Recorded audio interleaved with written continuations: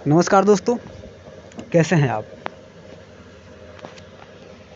मैं अंकित आज आप लोगों के बीच दिल्ली यूनिवर्सिटी बीए प्रोग्राम का जो कोर्स है पॉलिटिकल साइंस डिसिप्लिन का अंडरस्टैंडिंग ग्लोबलाइजेशन, उसके 2020 में जो अंडरस्टैंडिंग ग्लोबलाइजेशन का पेपर हुआ एसओएल का, और जो बीए प्रोग्राम रेगुलर का है, वो दोनों के जो क्वेश्चंस हैं मैं आप लोगों के बीच में लेके आ रहा हूँ, जिनको कि आप लोग पेपर से घंटे 2 घंटे पहले आप देख लें और आंसर सुन के खोज के रख लें।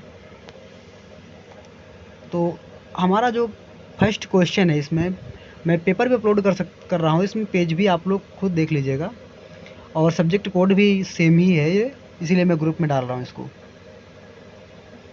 पहला जो क्वेश्चन है, विश्व एक वैश्विक ग्राम ग्लोबल विलेज है, वैश्वीकरण के संदर्भ में इस कथन का विश्लेषण कीजिए।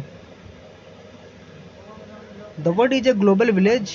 Analyze this statement in the context of globalization. Second question है, संस्कृति से आप क्या समझते हैं।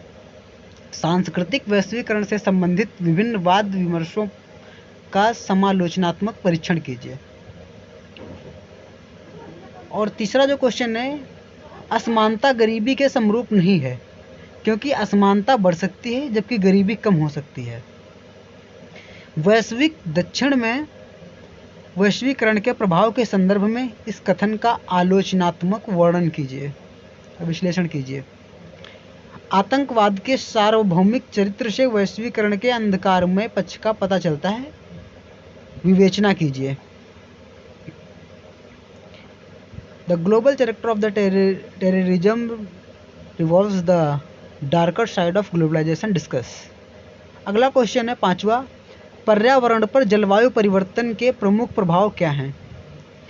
पर्यावरणीय अवकर्षण को रोकने के लिए प्रयुक्त अंतर्राष्ट्रीय समझौतों की विवेचना कीजिए। हमारा जो छठा क्वेश्चन है, सुरक्षा परिषद को त्रस्त करने वाली विभिन्न चुनौतियां क्या हैं। क्या भारत को सुरक्षा परिषद में स्थायी सीट दी जानी चाहिए। अपने उत्तर की पुष्टि के लिए उचित कारण दीजिए। इसमें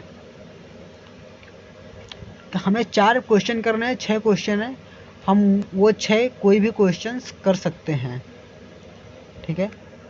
और हमारा जो दूसरा एसओएल का ग्लोबलाइजेशन का पेपर है, वो भी मैं आप लोगों के बीच में उसके भी जो इम्पोर्टेंट क्वेश्चंस हैं वो भी बता रहा हूँ। उसमें भी कोई 4 क्वेश्चन ही करने होते, उसमें भी 6 क्वेश्चन ही आते हैं। पहला क्वेश्चन है, वैश्वीकरण को परिभाषित करें, बढ़ते आर पार सीमा संपर्क के महत्वपूर्ण लाभ और हानि पर चर्चा कीजिए। सेकंड क्वेश्चन है, अंतर्राष्ट्रीय मुद्रा कोष और विश्व बैंक के प्रमुख विशेषताओं की तुलनात्मक विवेचना कीजिए। वैश्विक अर्थव्यवस्था में वैश्विक व्यापार प्रतिरूप के मुख्य आयामों की व्याख्या कीजिए। अगला, सांस्कृतिक वैश्वीकरण के प्रभावों का आलोचनात्मक विश्लेषण कीजिए। फिर नेक्स्ट, वैश्वीकरण युग में नागरिक समाज के बदलते रूप की चर्चा कीजिए। फिर नेक्स्ट, वैश्वीकरण युग में पार राष्ट्रीय निगम की भूमिका पर निबंध लिखिए।